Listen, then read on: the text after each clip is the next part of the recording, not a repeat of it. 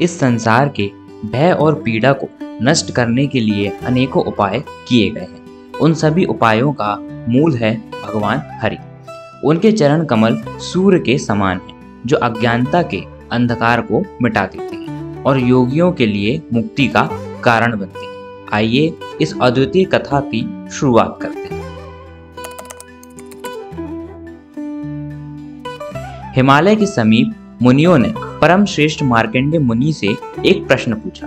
हे भगवान, आपने समस्त शास्त्रों और वेदों का मंथन करके हमें जो ज्ञान दिया है उससे हमारे सभी संशय समाप्त हो गए हैं, लेकिन हमें यह बताइए कि कैसे देवी काली ने भगवान शिव को मोहित किया, कैसे माता सती ने अपनी देह त्यागी और फिर गिरिराज हिमालय की पुत्री के रूप में प्रकट हुई। इस पर मार्कंडेय मुनि ने एक कथा सुनानी शुरू की। उन्होंने कहा, यह कथा अत्यंत गोपनीय है। इसे ब्रह्मा जी ने नारद जी को सुनाया। नारद जी ने पालखिल्य मुनियों को और अंततः मुझ तक यह कथा पहुंची है। अब मैं इसे आपको सुनाऊंगा।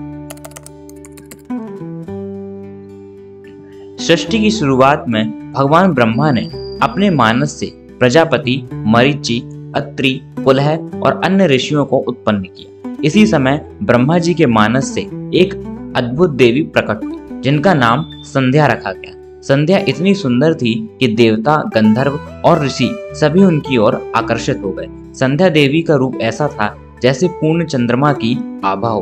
उनके नेत्र चंचल हिरनी की तरह थे और उनका सौंदर्य ऐसा था जो किसी को भी मोहित कर दे। ब्रह्मा जी ने अपनी सृष्टि को आगे बढ़ाने के लिए कामदेव को उत्पन्न किया। कामदेव ने भगवान से पूछा, हे प्रभु, मुझे क्या करना है? आप मुझे जिस कार्य के लिए कहेंगे मैं वही करूंगा।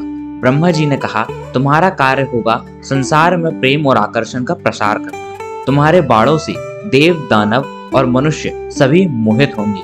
इसके बाद कामदेव ने अपने पुष्प धनुष और 5 बाणों हर्षण, रोचन, मोहन, शोषण और मरण से सृष्टि को प्रेम और आकर्षण से भर दिया। इसके बाद कामदेव ने अपने बाणों से और संध्या देवी के प्रभाव से सारे जग को प्रेम के वशीभूत कर दिया, जिसका असर स्वयं ब्रह्मा जी पर भी पड़ गया। इस दुष्कर्म से ब्रह्मा जी क्रोधित हो उठे। उन्होंने कहा, हे कामदेव, तुम्हारे बाणों ने मुझे विचलित किया है। इसका परिणाम तुम्हें अवश्य भोगना होगा। तुम्हारा अंत भगवान शंकर के तीसरे नेत्र की अग्नि से होगा। कामदेव ने ब्रह्मा जी से विनम्रता पूर्वक कहा, हे ब्रह्मा जी, मैंने तो केवल आपके आदेश का पालन किया था।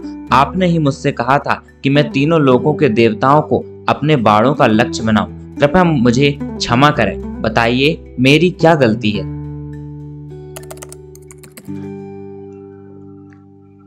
कामदेव के गदगद वचन सुनकर ब्रह्मा जी का क्रोध शांत हो गया।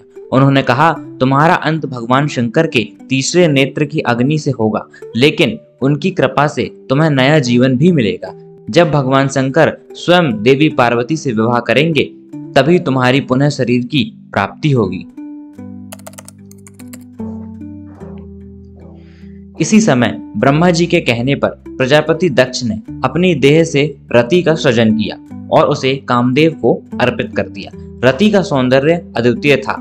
उसकी कांति चंद्रमा के समान और उसकी भौहें धनुष के समान थी। कामदेव, जो प्रेम का देवता था, स्वयं उसके रूप पर मोहित हो गया। कामदेव ने रति को सहचरी के रूप में स्वीकार किया। यह मिलन इतना अद्भुत था, मानो सागर से उत्पन्न लक्ष्मी का भगवान विष्णु द्वारा स्वागत किया गया हो। कामदेव ने रति के साथ मिलकर संसार में प्रेम और आकर्षण का विस्तार किया।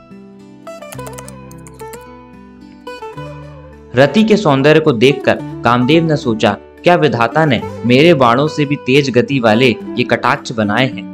उसकी सांसों की सुगंध ने मलय पवन को भी तुच्छ बना दिया। रति के बिना कामदेव का अस्तित्व अधूरा था।